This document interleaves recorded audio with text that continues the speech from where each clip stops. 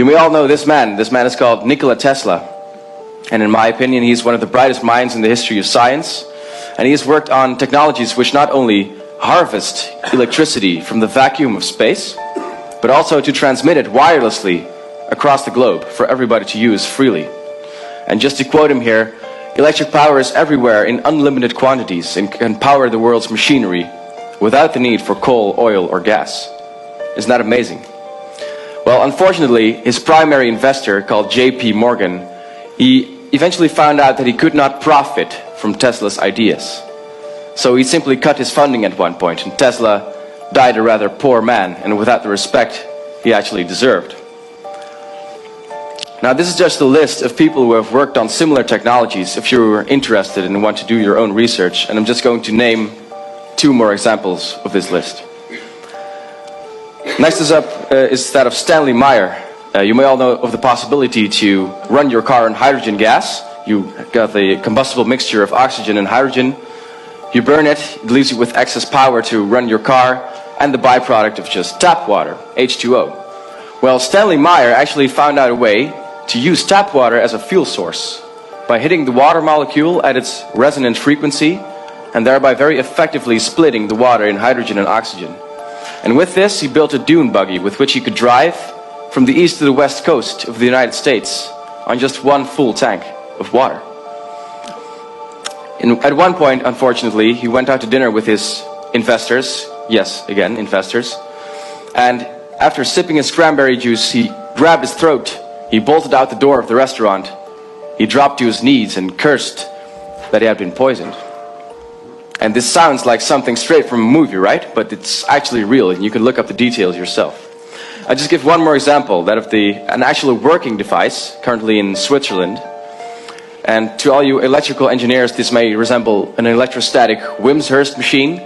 Sounds complicated, but this one actually converts the ambient field energy, or radiant energy as Tesla would call it, into usable electricity. And the reason why Mr. Baumann has chosen not to disclose this technology is that he thinks humanity is simply not ready for it yet. And we may soon see why. So this leaves us with a very big question: what happened? Why are we not driving in water-fueled cars? Why are we not receiving electricity from the atmosphere or the vacuum of space freely? Peter Lindemann is an authority on the radiant energy Tesla was talking about, and he proposed 4 forces actually. And the first being the banking system. And I know what some of you may think: oh, here comes that guy with that Illuminati conspiracy theory. No, we're going to leave that behind.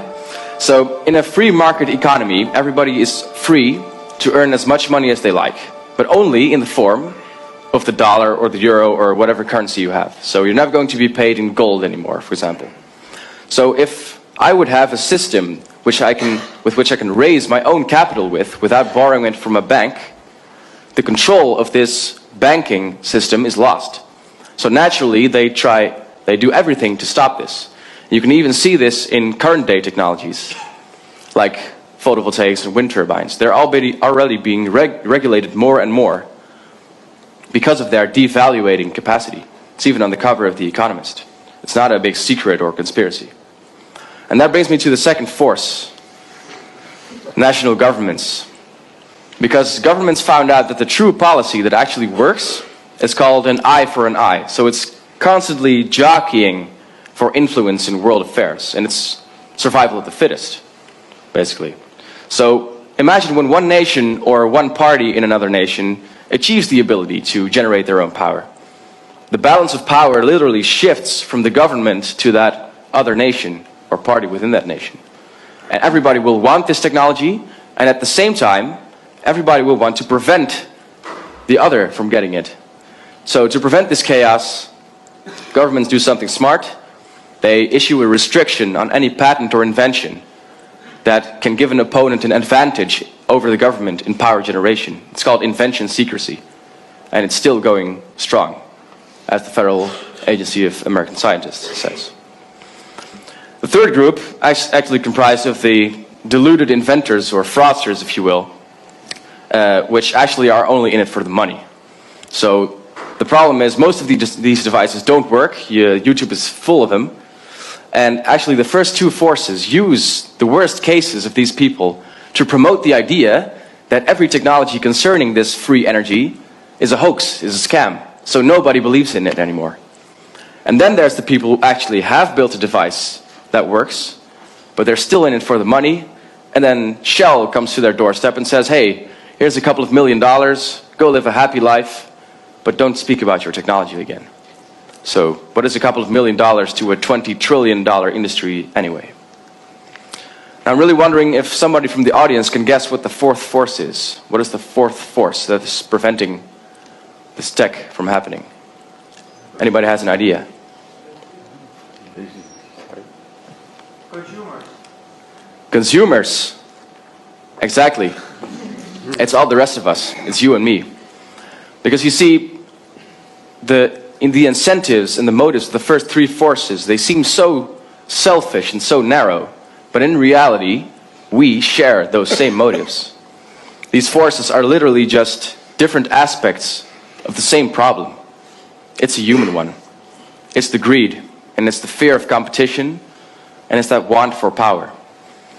So in the end, I believe that this revolution, it has to happen within our lifetimes.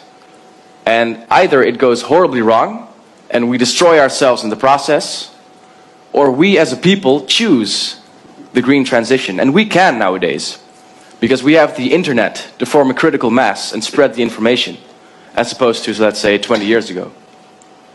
So that's why I challenge you all to do your own research into this subject, if you are interested, and spread the word. Because it is up to us to develop this technology that is already there. And the first three forces are not going to help us with this. And I would like to close with this.